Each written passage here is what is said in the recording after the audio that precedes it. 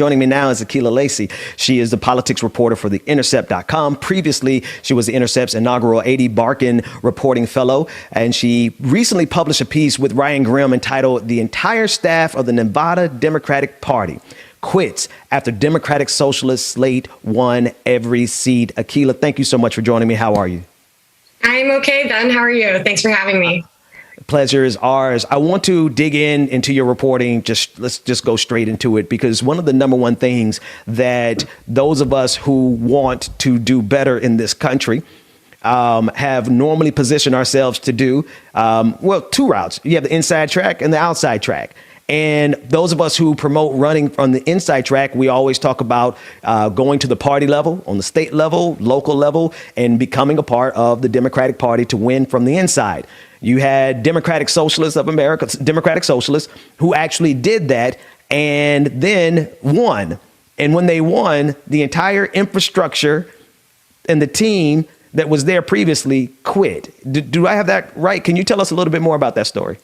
Yeah. So basically this slate backed by DSA in Nevada, I think every person on the slate except for one member was a dues paying DSA member in their local DSA chapter. They ran on a slate to take over the leadership of the Nevada State Democratic Party. They won all of the seats, and they were notified, I believe, the day afterwards by the executive director that the entire staff would be quitting.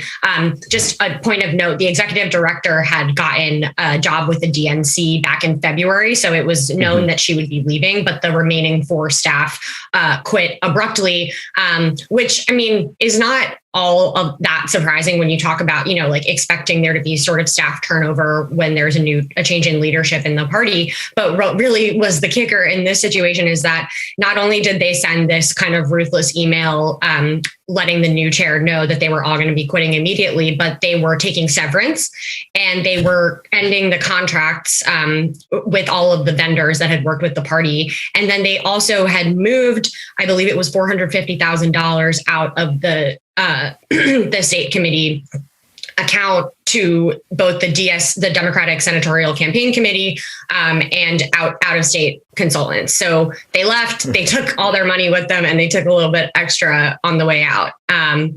Which, yeah, I mean, you're talking about this inside outside strategy. That's exactly what this group of people had been, working in line with. This is not something that happened overnight. This is something that they had been working towards since before 2016, and particularly had picked up momentum after Bernie Sanders won the Nevada caucus in this last cycle. I'm listening to this and part of me is like, good riddance. We have the capacity to help raise that money and to replace the money that was taken.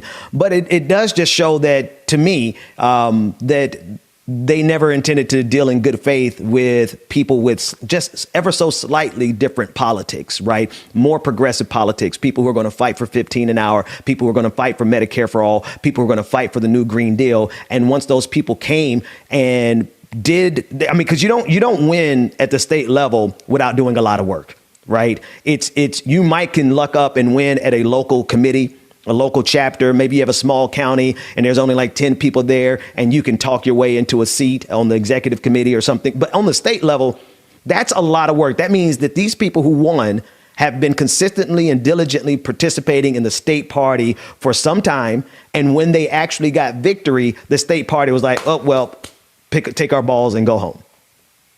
Yeah, they had won a majority on a smaller board earlier this summer. People were sort of like the party was sort of thrown into disarray with Sanders' win in this last cycle in the caucuses.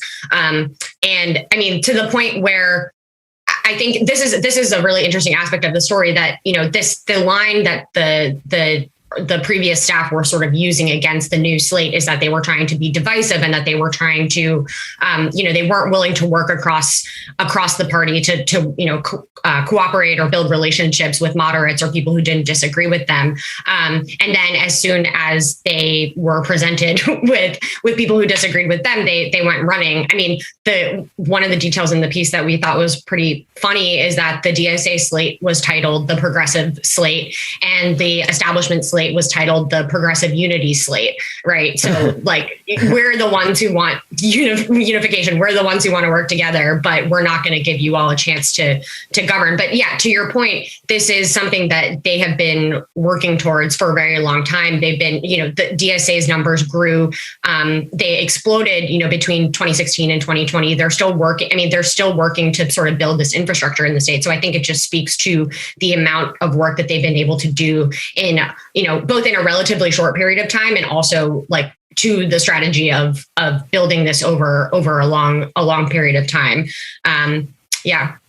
So have you talked with any of the new state leadership, right? The slate that won. Have you talked to them, and what are they feeling in terms of this game that's been played, the money that has been shifted, which all of it's legal. They did it properly. They can transfer those dollars. But what is the sentiment from the new leadership there?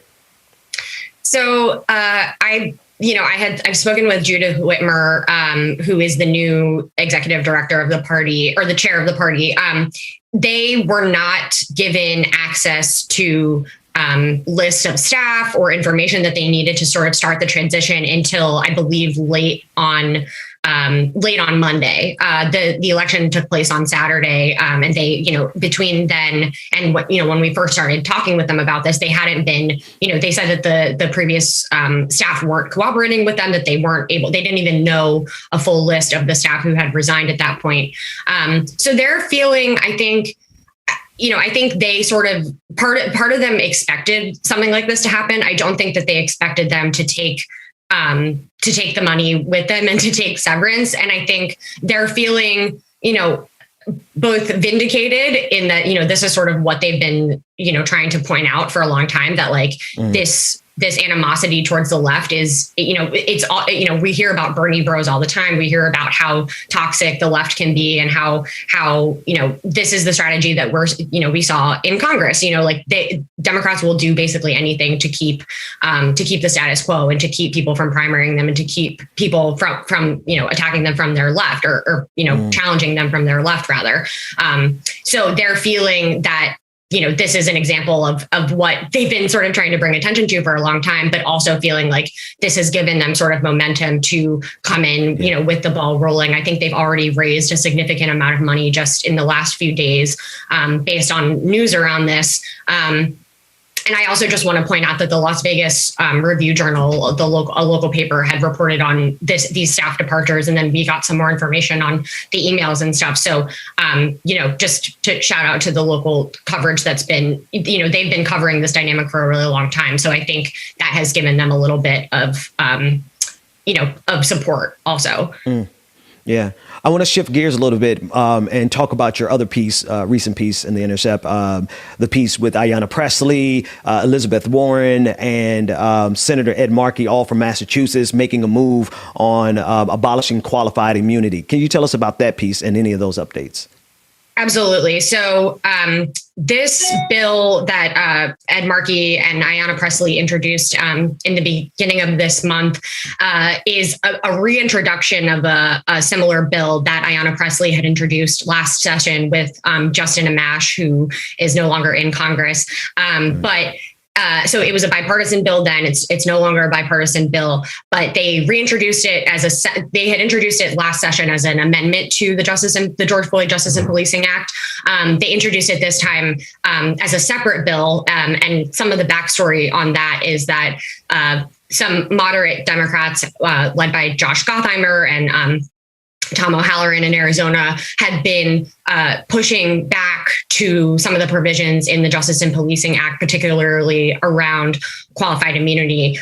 Politico had reported that, and we had reported last December that some Democrats were sort of getting cold feet, if you will, around the concept of reforming qualified immunity, despite there having been broad bipartisan support. We're talking about from the Cato Institute to the ACLU to Tom Brady to even Clarence Thomas, thinking that there's something wrong with this doctrine, which is not a law. It's a doctrine that's been created and sustained and reinforced through legal rulings, like over time.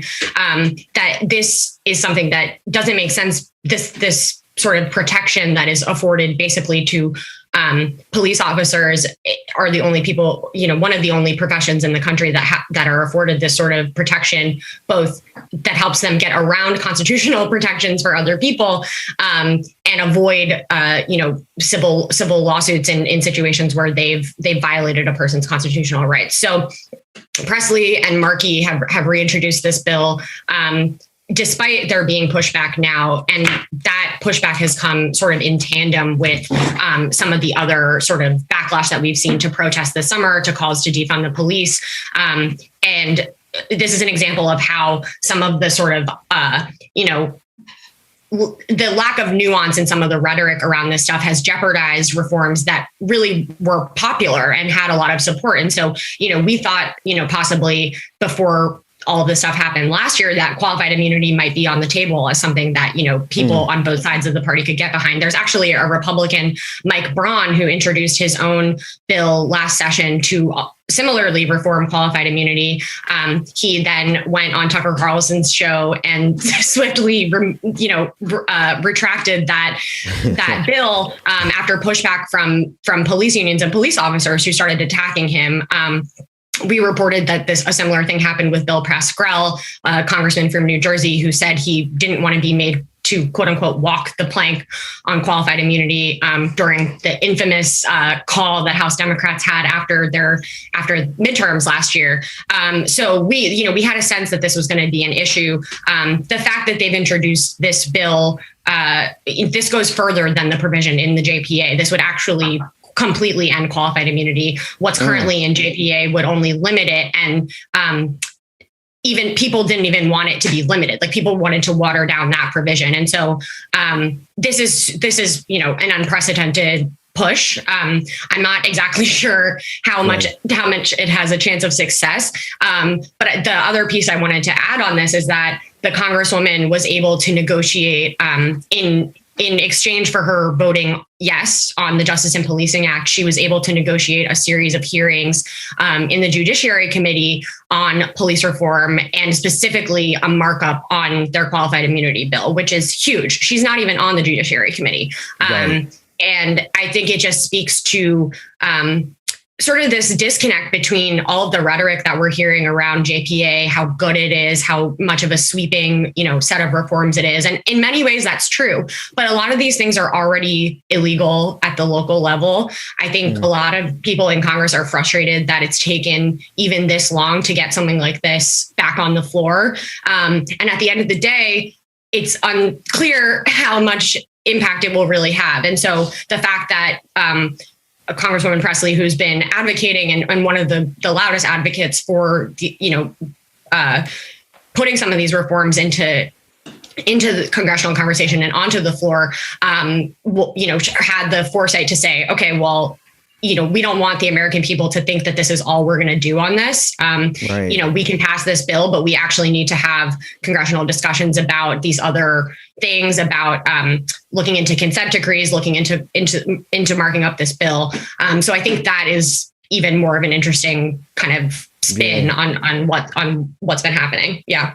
And it is depressing, but also sobering, I think, is the word I'm looking for. The pushback that's coming from within circles of the Democratic Party, who literally need the black vote, minority votes, the people who are the direct victims, the disproportionate victims of police brutality. And so what in your reporting, or what have you found in terms of the justification that's coming? Like, how are they holding that balance in their head? The fact that they need us to vote, but once we get them in there, they themselves, not Congresswoman and not Senator Markey, obviously, or Senator Elizabeth Warren, because they're leading the charge in this regard, but they are getting pushback from the establishment that literally needs our votes. What did you find in that? It's unfortunate because I think that the conversation right now is still really focused on how this conversation around policing alienated white voters in moderate districts, and not how it boosted Democratic registration, how it engaged Black and brown voters in ways that we haven't seen ever before. That is treated as something that's insignificant in Democratic strategy, which I think again, it's depressing, but it's not surprising at all. Right. Moderates and party leadership are more afraid of the power that police forces and police unions have to message on this stuff, whether it's true or not.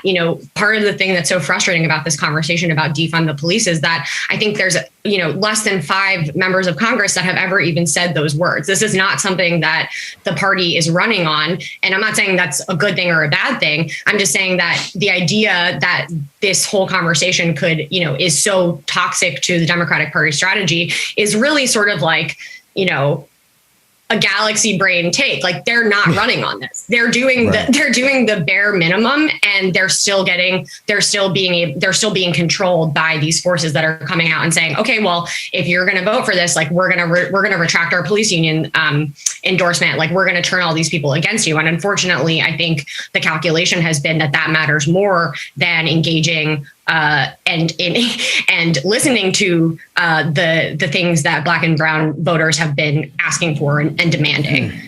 That's the rub. That's the rub right there, right? The fact that the Democratic establishment has already done the calculus, and they are landing squarely on the side of police unions who have just historically been part and parcel with the abuse and the murder and the systemic oppression of Black people. I mean, just the role that police unions play, it supersedes even the police departments, right? Because we've seen these police unions become quite active in their advocacy against the Black Lives Matter movement and against people who are standing up against police brutality. And from what I'm hearing you say, you're saying that, yes, it is the fact that the Democratic establishment has sided with that side of the conversation versus the millions of people that they need to be enthusiastic about going out and voting for them. Yeah, I mean, that's my analysis of the situation. And I mean, you can look at some of this stuff like Bill Pascrell, the person I mentioned who first kind of brought up being made to walk the plank on this, is the top recipient of police money in all of Congress. Josh Gottheimer is one of the next top recipients of police money in all of Congress. Tom O'Halloran is an ex-police officer. Like, it's not a secret. And for some reason, the conversation is still around, oh, well, how did these calls, really alienate moderate voters? How does this, like, these attack ads that Republicans were running against, frontline Democrats, almost, had them lose their seats, when we're talking about people who voted against the last stimulus bill. Like, we're talking about things that have almost no connection to reality. And the common denominator is that it's lines coming from law enforcement. So yes, unfortunately, that is what I think is going on. Yeah. Akela Lacy, politics reporter for TheIntercept.com. Thank you for covering these two particular stories and all the work that you're doing. Thanks for having me, Ben.